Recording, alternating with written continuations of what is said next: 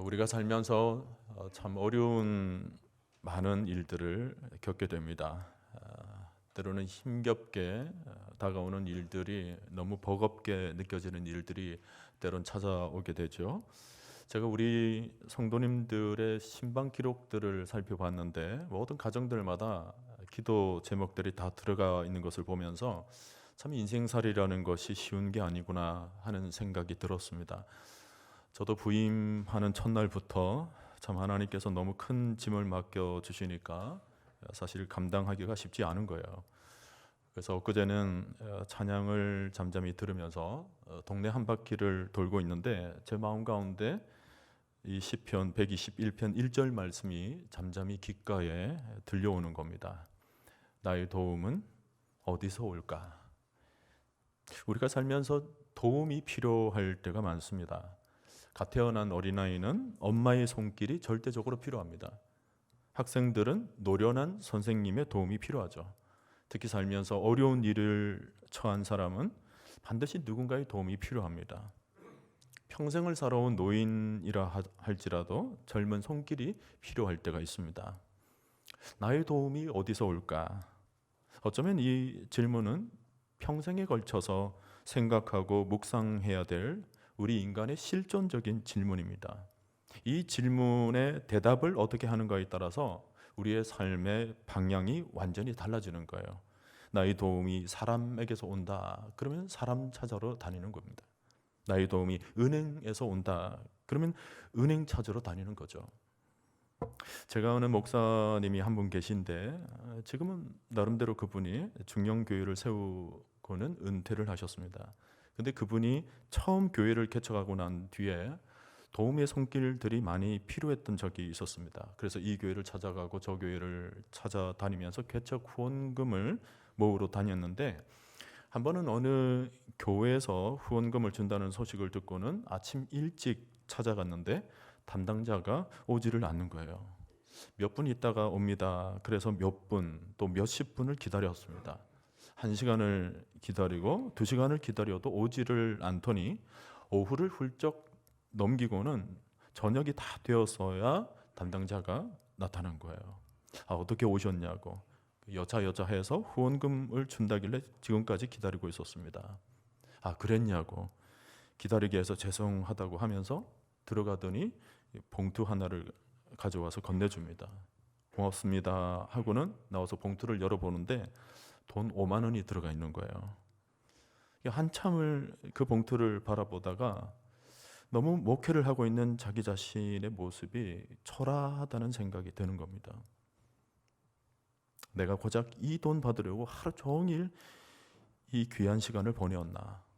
내가 차라리 하나님께 하루 종일 엎드렸더라면, 하나님께 기도했더라면 하나님이 다 알아서 해 주셨을 텐데 뼈저리게 느끼고는 그때부터 아무리 어려운 일이 있더라도 사람 찾으러 다니지 않았다고 합니다.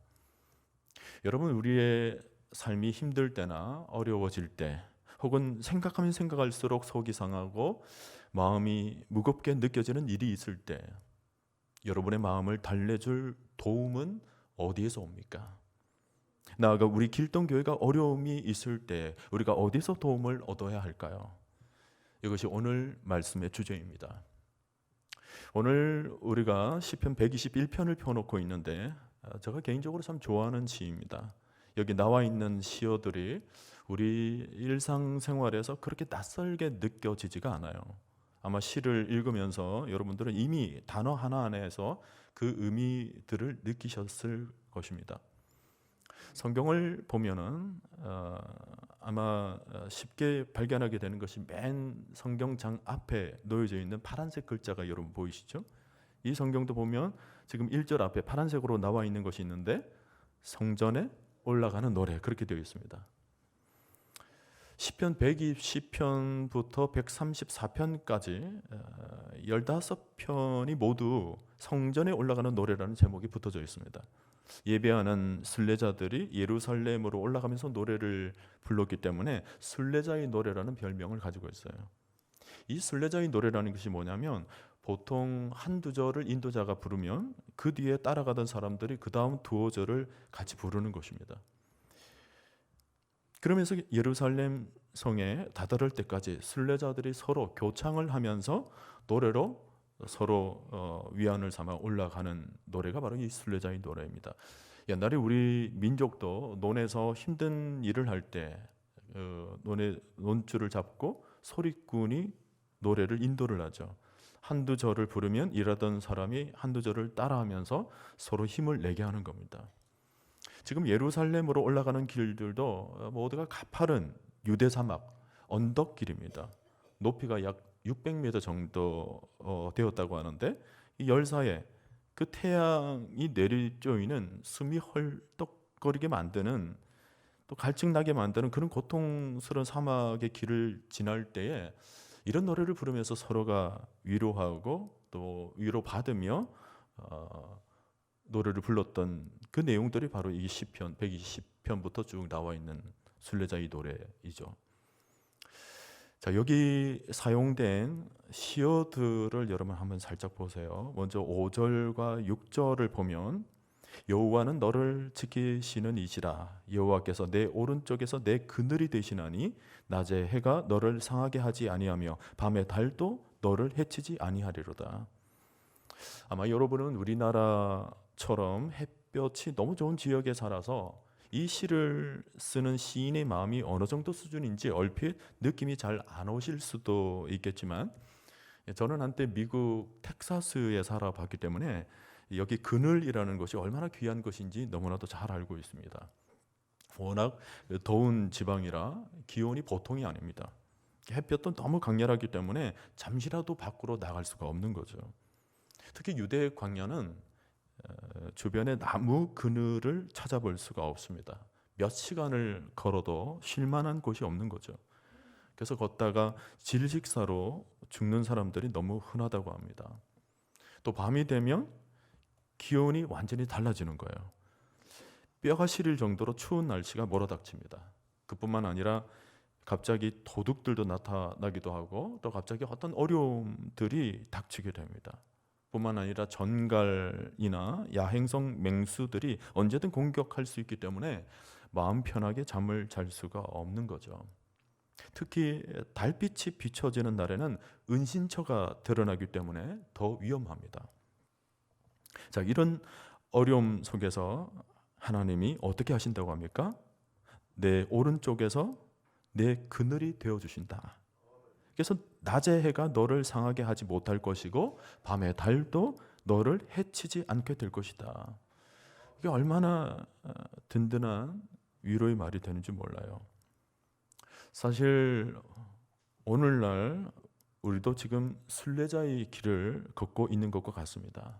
우리가 낮에 살면서 어떤 일을 만나게 될지 한시도 마음을 놓을 수가 없어요.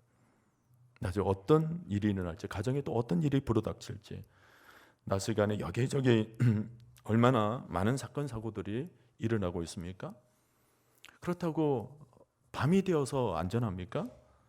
가로등이 하나 둘씩 꺼져가고 또 사람들의 인적이 드문 시간에 홀로 길을 걸어갈 때 어떤 일이 일어날지 알 수가 없습니다. 밤이 두려운 것은 이런 외적인 위험뿐만 아니고 우리 내면에서도 얼마든지 우리를 공격하는 것들이 생겨날 수가 있습니다. 집으로 돌아와서 홀로 있는 시간들 속에서 남이 알지 못하는 외로움이 찾아올 수가 있습니다. 눈에 띄는 강도라면 대처할 수도 있겠지만 우리에게는 우리 영혼을 흔드는 문제, 눈에 띄지 않는 이 강도들이 내 안에 너무 많은 거예요. 오늘날 사람들 중에는 불면증에 시달리는 사람들이 굉장히 많습니다. 밤에 푹 잠을 자야 되는데 우리 내면에 마치 달빛이 비춰진 것처럼 너무 환하게 밝은 거예요. 그래서 잠이 오지를 않습니다. 믿었던 것들이 갑자기 날아가 버리고 여러 가지 불확실한 상황들이 생겨나게 되고 우리로 하여금 밤잠을 설치게 만드는 것들이 너무 많이 찾아오는 것입니다. 이럴 때 뭐예요? 여러분 1절을 다시 보세요. 내가 산을 향하여 눈을 들리라. 나의 도움이 어디서 올까? 나의 도움은 천지를 지으신 여호와에게서로다. 이 시인은 지금 1절에서 질문을 던지고는 2절에서 해답을 찾습니다. 산을 향하여 눈을 든다라고 그랬을 때 여기 산은 시온산을 가리켜요. 하나님이 계신 곳, 하나님의 임재가 가득한 산이죠. 내가 도움이 필요할 때 하나님이 계신 그 산을 향하여, 그곳을 향하여 얼굴을 돌리겠다라는 것입니다. 여러분, 사람은 무엇을 바라보느냐에 따라 마음이 달라집니다. 오늘날 많은 사람들이 불안해하는 이유가 뭐냐면 그 요동치는 세상의 환경들을 바라보고 있기 때문에 그래요.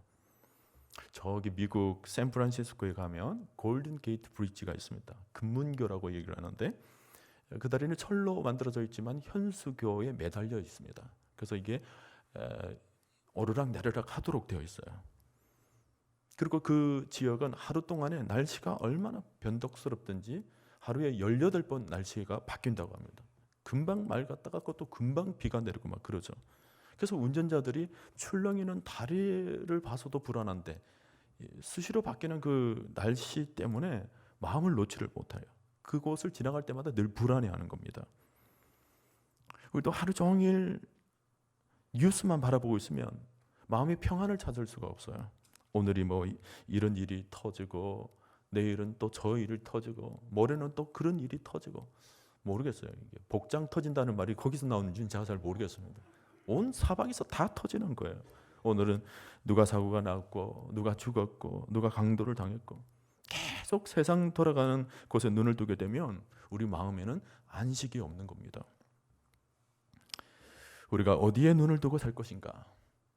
이것은 신앙생활에 너무 중요한 핵심 주제입니다. 우리가 몇십 년 그 신앙생활을 하고 있다 할지라도 우리의 신앙의 시력이 교정되지 않으면, 방향이 교정되지 않으면 우리의 방황은 끝이 없는 것입니다. 지금 이 시인은 산을 향하여 눈을 들었습니다. 그러나 그가 실제로 바라본 것은 산이 아니라 여호와 하나님이세요. 어렵고 힘든 일을 당할 때, 그리고 도움이 절실히 필요할 때 나에게 참 도움을 주실 수 있는 분은 내가 바라보고 있는 여호와 하나님 한 분뿐이시다. 내가 도움을 줄 수 있는 어떤 정보가 아니에요. 세상에 어떤 사람이 아닙니다. 나의 도움은 하나님으로부터 온다라는 이 믿음의 고백. 특히 여러분 여호와 앞에 붙은 이 수식어를 보세요. 뭐가 붙어져 있죠? 천지를 지으신 분이라는 거예요. 여러분, 우리 하나님은 천지를 지으신 분이십니다. 하나님의 손에 지음 받지 않은 것들이 하나도 없어요. 모든 것이 하나님의 손을 거쳐서 다 지음 받았습니다.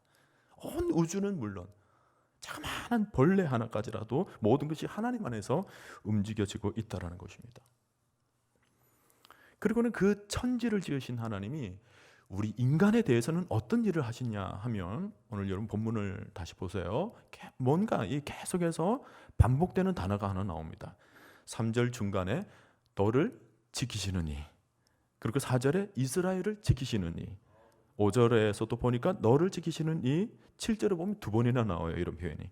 그리고 8절에서는 영원까지 지키시리로다. 이렇게 지키신다라는 단어가 6번이나 나오고 있는데 그만큼 하나님이 우리 인간에 대해서는 지켜주시는 분이라는 겁니다. 여러분, 하나님의 지켜주시면은 빈틈이 없어요. 우리가 어떤 사람을 지켜준다, 부모가 자녀를 지켜준다 그랬을 때는 늘 한계가 있습니다.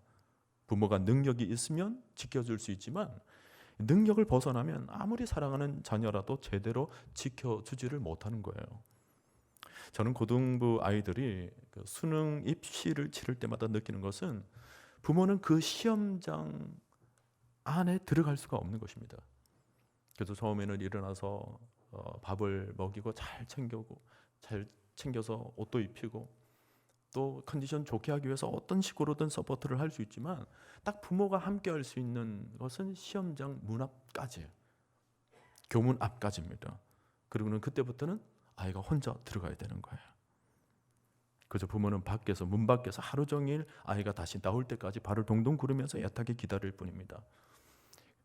그런데 그 시험장 안에 내 아이와 함께 유일하게 들어가실 수 있는 분이 계신데 바로 하나님이세요. 내 아이 옆에서 내 아이가 문제를 하나하나 하루 종일 적어 나갈 때마다 하나님이 모든 시간들을 지켜주시는 거죠. 성경에 보면 하나님이 지켜주시는 모습이 참 다양하게 표현되고 있죠. 뭐 눈동자 같이 지켜주신다. 우리의 머리털을 다 헤아리시고 앉고 눕고 서는 것까지 다 돌봐주신다. 악한 자가 조금 더 만지지 못하도록 우리 하나님께서 돌봐주신다. 심지어는 우리 코에 호흡하는 것까지 다 살펴주시고 지켜주신다. 그러니까 우리의 모든 것, 일거수일투족 모든 삶에서 우리 하나님이 돌봐주시는 것입니다. 3절과 4절도 한번 보세요. 두 번씩이나 눈에 띄는 흥미로운 표현이 나오는데 너를 지키시는 하나님은 졸지도 않으신다라는 것입니다. 우리 하나님이 매일 철야를 하세요. 우리를 지키시기 위해서 항상 깨어 계시는 거죠. 하나님이 잠시 눈을 붙이실 때 내가 어떤 사고가 났다, 이런 일은 절대로 일어나지 않는다라는 거예요. 언제든 우리를 지키시고 우리의 기도를 들으시고 언제든지 응답하신다는 것입니다. 하나님에게 통화를 할 때 지금은 전화를 받으실 수 없사오니 나중에 다시 전화를 거십시오, 뭐 이런 게 없다라는 거예요. 여러분, 졸지 않으시고 주무시지 않으시는 이유가 뭘까요? 우리를 지키시는 분이시기 때문에 그렇습니다. 하나님이 즐겨하시는 사역은 우리를 밤낮으로 지켜주시는 겁니다. 우리가 성경을 읽어보면 하나님은 정말 부지런하신 분이십니다. 성경의 거의 모든 부분에서 항상 일하시는 하나님으로 나타나서요. 복음서에서 보면 우리 예수님이 뭐라고 하시느냐 하면 아버지께서 일하시니 나도 일한다, 그렇게 말씀하세요. 열심히 그렇게 사역하시는 모습을 보면 이제쯤이면 좀 지칠만 하실 텐데 여전히 일을 하십니다. 안식일에는 우리더러는 쉬어라 하시고는 예수님은 일을 하십니다. 우리를 위해서.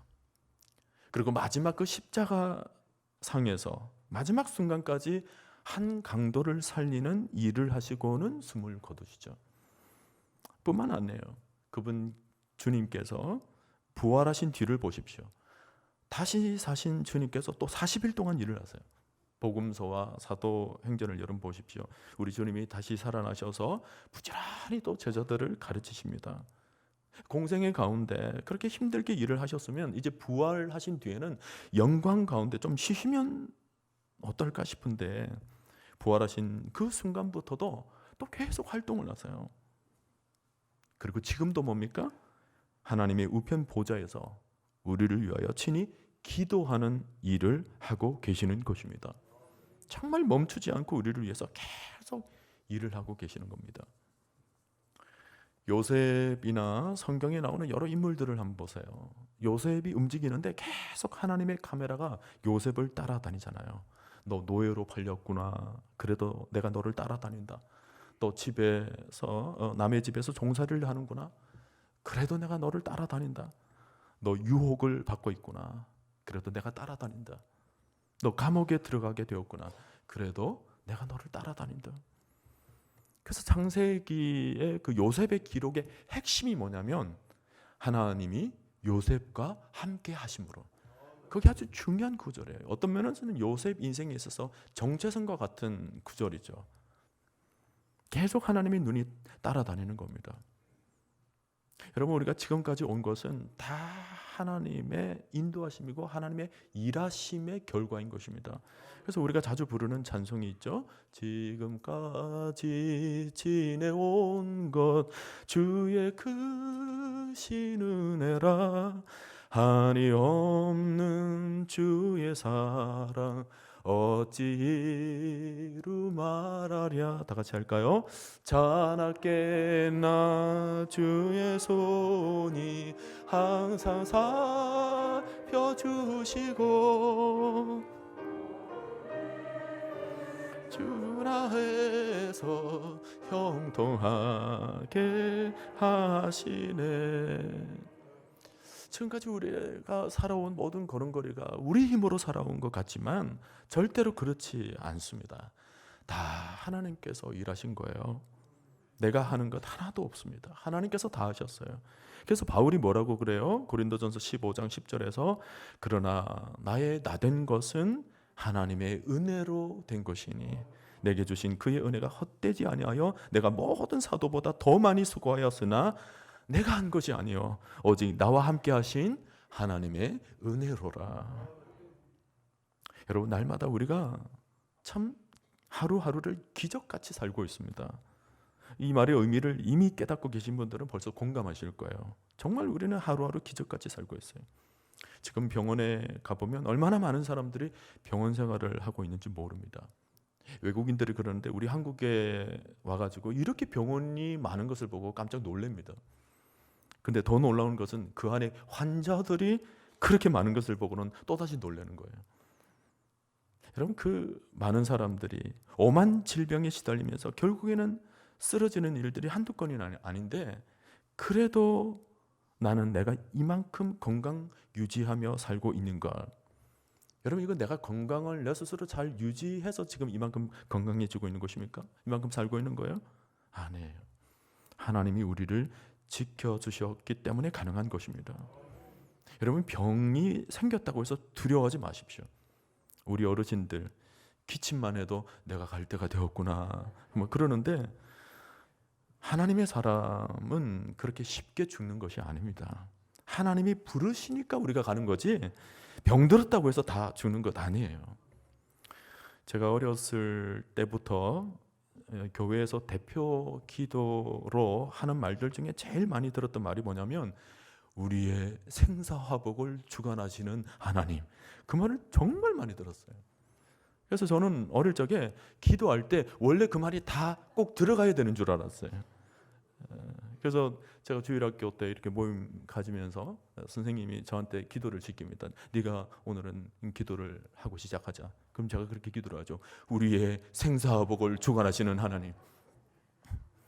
주일학교 분방 공부 시간에 끝마치고 나는데 아이들이 그래요. 꼭 장로님이 기도하는 줄?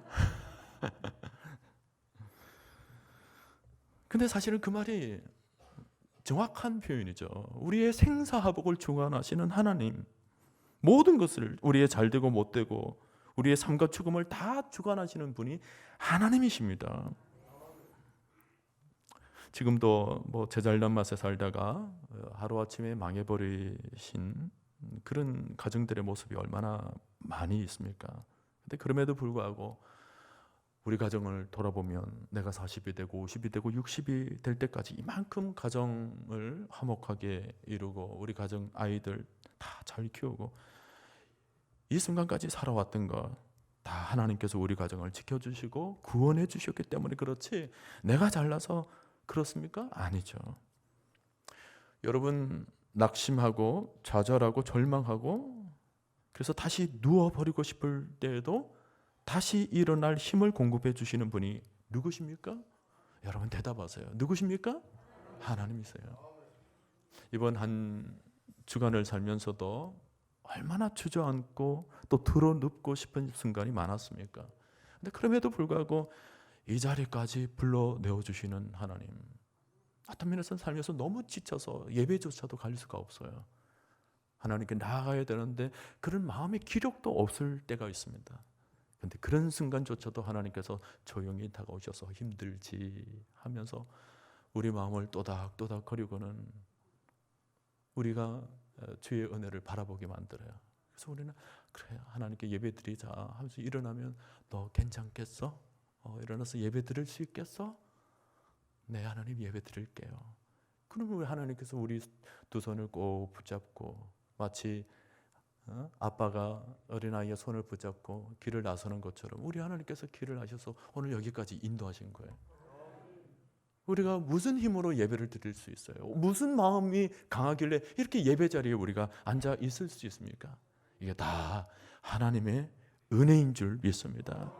여러분, 이 시에서 너라는 표현이 많이 나오는 것도 여러분 주목하세요. 여기 너라는 말은 하나님의 아버지 되심과 우리가 그분의 자녀됨을 나타내는 이 관계적인 용어입니다. 소유격이에요. 이사야 43장 1절 2절을 보면 이스라엘이라는 말을 사용하시면서 하나님께서 말씀하시기를 너는 내 것이다 그렇게 말씀하세요. 이스라엘이라는 그 말 속에는 하나님을 믿는 모든 택한 백성들이 다 들어가 있는 표현이죠. 그러니까 택한 모든 백성들은 하나님의 소유가 되었다는 뜻입니다. 여러분, 우리는 하나님의 것입니다. 하나님께서는 그분의 소유물을 얼마나 잘 지키시는지 몰라요. 하나님의 속한 자들이기 때문에 당신의 백성들을 철저하게 지켜내서요, 조금도 해함을 상함이 생기지 않도록 결단코 우리를 누구에게도 빼앗기지 않도록 하세요. 사드락과 메삭과 아벳느고가 불꽃 속에 던지움을 받았습니다. 그러나 그 속에서 하나님은 그들을 도와줍니다. 보호해줘요. 그래서 옷깃에 불타는 냄새 하나 나지 않도록 완전 무결하게 보호해 주시죠. 정말 하나님은 소유물을 잘 지켜내시는 분이십니다. 끝날 것 같지만 이제 모든 것이 다 끝났다라고 생각될 때도 있지만 그럼에도 불구하고 욥처럼 다시 회복시켜 주십니다. 그리고는 이전보다 더 갑절의 은혜로 가득 채워주시고 갑절의 것으로 다 입혀주시죠. 여러분, 우리 교회도 하나님이 지켜주심을 믿습니다. 75년의 역사가 그냥 역사가 아닌 거예요. 다 하나님께서 지켜주심의 역사인 것입니다. 뭐 재정이 비워지면 다시 채워주시고 일꾼이 필요하면 어디서든지 보내주셔가지고 우리와 함께 가게 하시고 우리 다음 세대들이 필요하면 아이 낳게 해주시고. 왜 젊은 분들 아멘 안 하십니까? 제가 이 설교를 일부 예배 시간에도 했는데 어떤 우리 나이 드신 어르신이 아멘 그러더라고요. 저는 우리 하나님께서 그분에게 100세의 아들을 주실 줄 믿습니다. 여러분, 하나님의 지켜주심이 끝이 났나요? 우리 교회를 지켜주심이 75년 지켜주시다가 이제 난 그만 지키려다 하고는 하나님이 떠나셨나요? 아니에요. 우리 하나님의 지키심은 영원부터 영원까지입니다. 알파와 오메가예요. 한번 택한 백성들은 끝까지 지키세요. 그래서 오늘 본문에서 뭐라고 표현합니까? 맨 마지막 8절에서 여호와께서 너의 출입을 지금부터 영원까지 지키시리로다 그랬어요. 영원까지예요. 영원까지. 시편 23편에서 다윗이 뭐라고 고백했습니까? 내 평생의 선하심과 인자하심이 반드시 나를 따르리니 내가 여호와의 집에 영원히 살리로다. 우리 영혼의 목적지까지, 저 천국에 다다를 때까지 하나님이 완전히 우리를 인도해 주신다는 것입니다. 오늘 우리는 그 하나님을 찬송할 수밖에 없어요. 감사할 수밖에 없습니다. 에베네셀의 하나님, 절대적으로 우리의 모든 필요들을 공급해 주시는 하나님, 하나님만이 우리의 의지가 되시고 완전히 우리를 지켜주시는 분이십니다. 그분이 날마다 매 순간마다 지켜주시는 거죠. 제가 이 말씀을 묵상하는데 계속해서 귓가에 맴도는 찬양이 있었어요. 아마 여러분들이 다 아시는 찬양이에요. 하나님은 너를 지키시는 자, 그런 찬양이죠. 계속 맴도는데 우리 찬양을 부르고 계속 말씀을 들읍시다. 한번 부릅시다.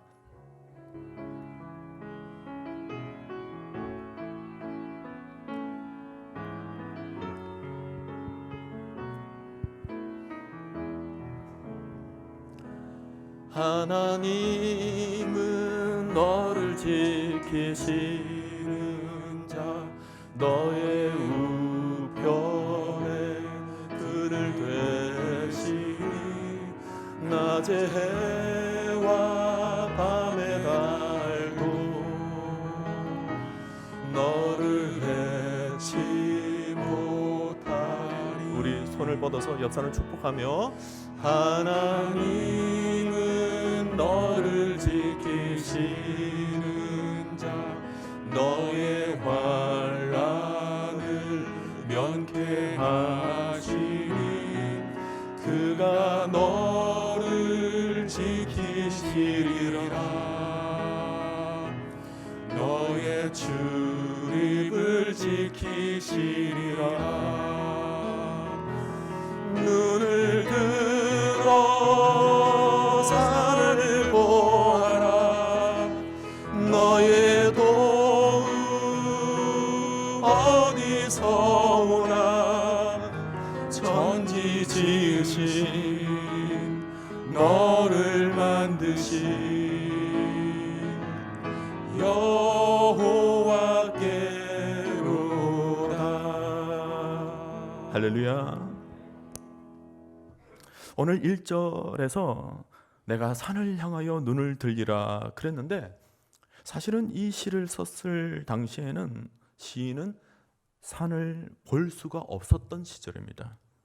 왜냐하면 이스라엘 백성들이 포로가 되어가지고 바벨론으로 끌려갔던 시기니까 시온산은 바벨론에서는 이제 더 이상 보이지를 않아요. 너무 멀리 떨어져 있으니까. 수십 마일, 수백 마일 떨어져 있는 곳이고 또 거기서는 어떻습니까? 성전이 이미 파괴되어서 돌더미가 되어 버렸습니다. 그러니까 산은 하나도 보이지를 않아요. 근데 그 머나먼 땅에서 내가 산을 향하여 눈을 돌리라. 멀리서 보이지 않는 하나님을 바라보겠다는 겁니다. 우리도 이 땅을 살아가면서 하나님이 멀게 느껴질 때가 있습니다. 어떨 때는 신앙생활을 하면서 하나님을 한 번만이라도 좀 만나봤으면 좋겠는데, 직접 얼굴을 대면해봤으면 좋겠는데 하나님이 이상하게 좀 멀리 왜 계신지를 모르겠다는 생각이 들 때가 있죠. 우리가 이런 코로나 시대를 지나면서도 몸도 마음도 피곤해져 있을 때 하나님이 한 번이라도 좀 직접 나타나셔가지고 나를 어루만져 주시고 내 손도 좀 잡아주시고 하면 그게 얼마나 힘이 되겠어요. 그러면 아무리 시대가 어렵더라도 하나님 본 것 그거 하나 붙잡고는 힘내어서 살아갈 터인데, 힘내어서 봉사하고 힘내어서 전도도 하고 막 일어날 텐데 하나님이 너무 멀리 계신 것 같을 때가 있습니다. 어떤 분은 이걸 기도할 때 느낀답니다. 남들은 기도하면서 하나님을 만났다고 그러고 하나님으로부터 응답도 받았다고 그러는데 나는 그러지를 못한 거예요.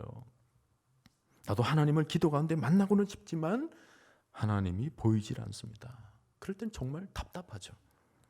그런데 성경을 보니까 욥도 그런 고백을 한 적이 있습니다. 욥기 23장 8절 9절을 보니까 내가 앞으로 가도 그가 아니 계시고 뒤로 가도 보이지 아니하며 그가 왼쪽에서 일하시나 내가 만날 수 없고 그가 오른쪽으로 돌이키시나 배울 수 없구나. 하나님의 모습을 간절히 보고 싶어 했지만 하나님은 자기에게 나타나지를 않는 거예요. 그런데 그럼에도 불구하고 그 다음 구절에서 그는 이렇게 고백합니다. 그러나 내가 가는 길을 그가 아시나니 그가 나를 단련하신 후에는 내가 순금같이 되어 나오리라. 지금 비록 눈으로는 볼 수가 없지만 하나님은 살아계셔서 그분이 내가 가는 모든 길을 아신다는 것입니다. 그분이 나와 함께 하시고 나를 단련하신 후에는 결국에는 나를 좋게 만든다는 거예요. 내가 순금 같은 사람으로 반드시 거듭나게 될 것이다. 여러분, 이것이 신자의 믿음입니다. 지금 이 시인은 바벨론 그 머나먼 땅에서 전혀 보이지 않는 하나님이지만 그분께 얼굴을 돌렸습니다. 시편 146편 5절 말씀에 야곱의 하나님을 자기의 도움으로 삼으며 여호와 자기 하나님에게 자기의 소망을 두는 자는 복이 있도다. 저는 오늘 이 시인의 고백이 여러분들의 고백이 되기를 바랍니다. 내가 산을 향하여 눈을 돌리라.